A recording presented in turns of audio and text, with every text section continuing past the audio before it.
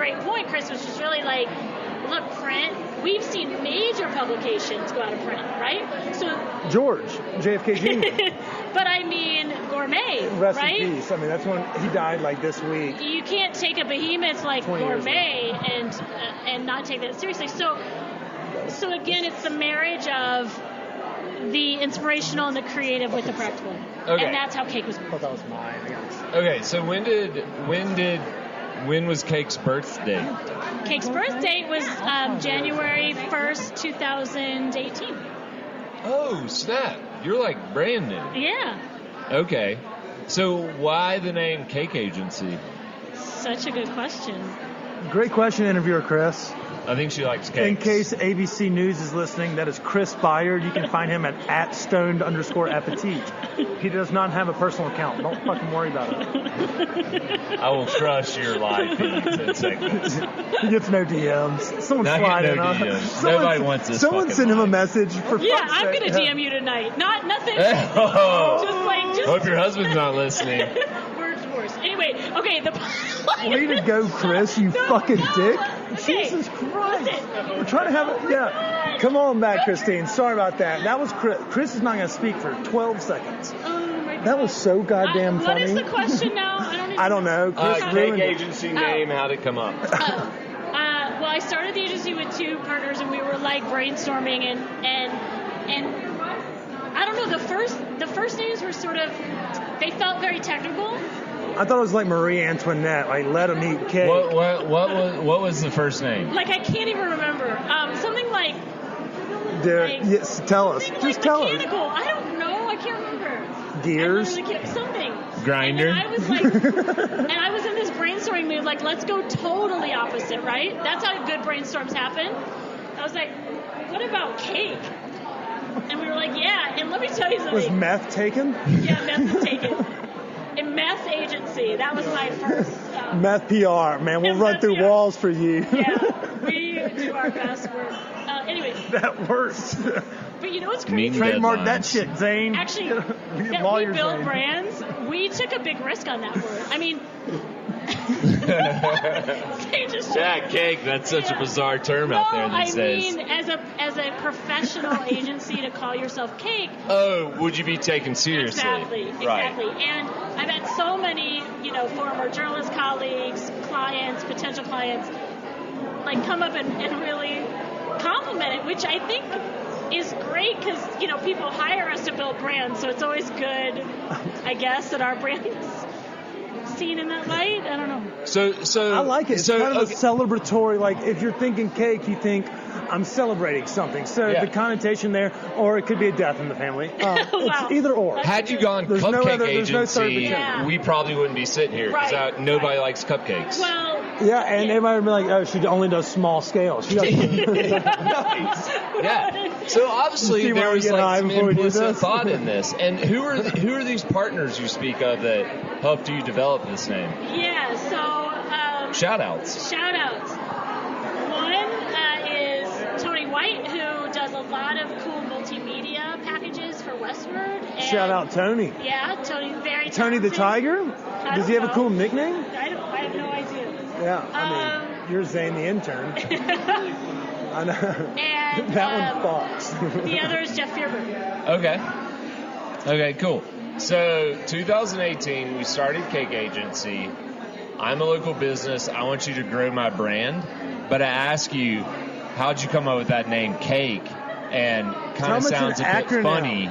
What's your elevator pitch to me to be like, this girl can grow my brand? Oh, God, you guys are doing hard hitting now. Well, I mean, this is the get to know you segment. Yeah. Don't worry. Yeah. We're We got a whole nother investigative segment. journalists. Oh, no, this is wonderful. Well, We're going go on for... I like this. We are So not me- both investigative journalists. I don't investigate anything. I just use Wikipedia. And if it's on Wikipedia, there's like a 12% chance it's true. So run with it. 12%. We're not here to tell the truth No, all the I love time. it. You know what's funny about that question is we take kind of an interesting approach when we work with clients, which is much more of a collaborative approach, meaning because we are our own brand, we're collaborating with other brands, which means we're a reflection on that brand and they're a reflection also on us. So it's a deeply, we build our business relationships very much in an energy of equality and.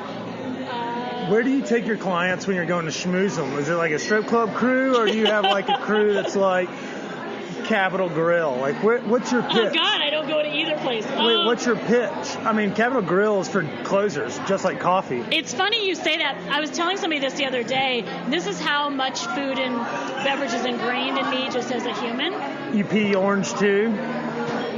Sounds like a personal problem. Yeah, it's the liver. Apparently it's not really doing what it's supposed to. Or the kidneys, maybe. Both. No. I always love having as many business meetings over meals as possible. I mean, I've had people at my home. Journalists have been. Well, come on, kid. I mean, you're sliding into Chris's DMs, you're inviting clients over. No, but like, I'll cook a meal for you and let's have a humane conversation about what you're trying to get done and what we can do. Hey, Marla. Hey, Marla. I agree, and I do, and I think, we have tried to assimilate that, and that's why we came here, is to get dank food, glasses of wine.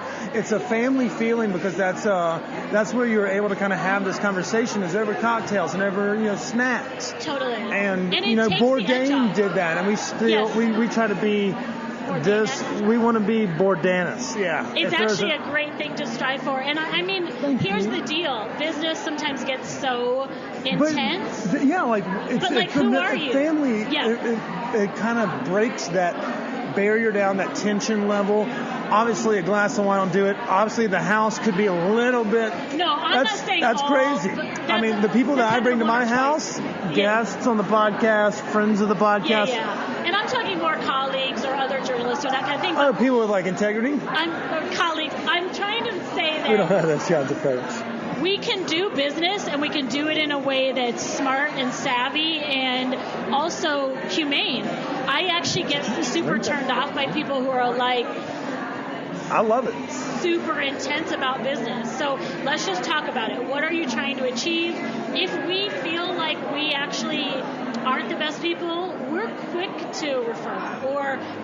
That's one of the things that Denver also gets a lot of compliments about. We used to get this compliment among like the food writing crew when other food writers would come in from other markets. Like shout out to Denise and that crew? Yeah, Denise is the best. I'm having lunch with Callie on Monday at Lula. Bigger ahead. The best, yeah. But the idea that we are all pretty collaborative here, it's kind of an energy. It's incestual, and obviously Chris is very entrenched in the food scene, and he has been nice enough to introduce me to some of his friends, and they've been nice enough to welcome us. Yeah. And they obviously knew Chris already, but welcome me as well into the circle and let us record stupid fucking banter, to say it so eloquently. Yeah. But it's like what it comes down to. And I do think that... And we played the referral game, too. And so, like, everybody was like, it looked like the pentagram. It just was like, everybody's like, oh. And they're like, oh, yeah, you should meet this one. They're like, oh, I love both that person and this. And it just bounces off. So, it's the highest compliment. I mean, actually. And besides, it's also, damn, Kip, you look great. You can say that. I think it's a dog-eat-dog world out there, and I'm trying to bust anybody who tries to overcome us. So that's really? My business. I've never seen this Chris before. You get a couple glasses of rosé and you finally get some testicular fortitude. Yeah. This is fucking nuts. Rosé brings out the wild man in him. Yeah. Rosé brings out the wild in everybody. Yeah, no, actually, I was just playing devil's advocate. I think it's a good collaborative environment. We're all high. We're all free even loving. then, it's not some Pollyannish thing. These are relationships that have been built for years. They're relationships that are earnest and honest and cultivated. So you don't just, it's not handed out like candy, but if like and my people know this, if you're my person, you're my person, right? I got you. Go to bat for each other. Totally, and I want you to succeed. I don't... Stop it, thank you. We want you to succeed. I do, you guys. You're too sweet. Come on. Oh, you're talking about people in general. Yeah, exactly. But that was directed directly at us. But you're totally good. Cake Agency's getting that no vacancy bump for sure. And we used to do the seal of approval. And I don't know if you have a window you want us to throw it on. It's big. It's about 2 feet in diameter. It's a circle. Wow. We need to get our faces like characterized. But we need to do it like Obama, with like the blue and the red, and it's like instead of change, it's just like stone. Seal of approval on the bottom. Yep, we got Certified. it. And if you get one of those, then you're in.